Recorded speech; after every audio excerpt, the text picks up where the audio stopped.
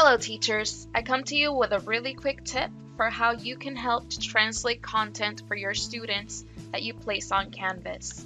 Now you won't be doing any of the work yourself because you've done enough trying to actually create the content to put on Canvas in the first place. So whether it's an assignment or an announcement or a resource page or what have you, we're just going to be using some of the tools within Google Chrome in order to help to translate the content for ESL students.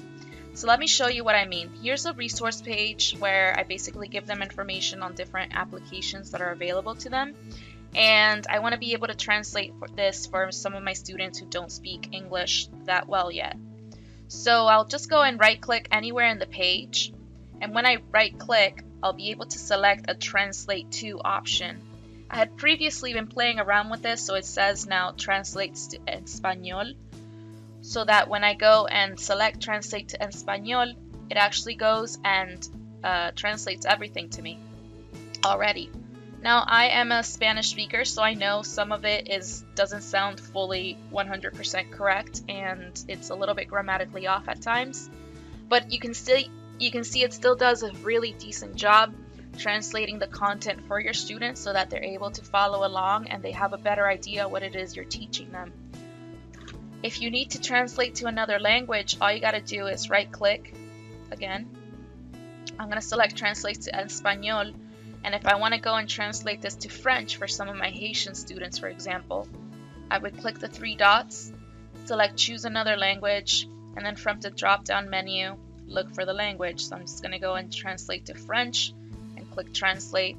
Now I don't speak French, so I have no idea how accurate this is, but again, it's a much better job than I would do trying to translate from dictionary or something like that.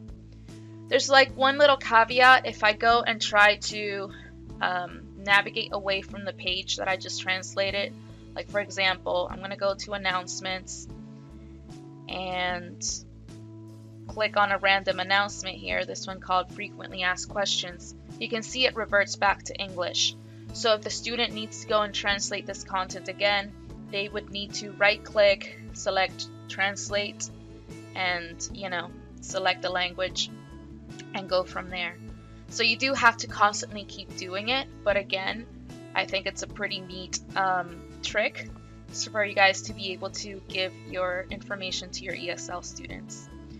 So I hope that has been helpful to you guys. Hit me up in the comments section if you guys have any questions or you have any suggestions for future video ideas.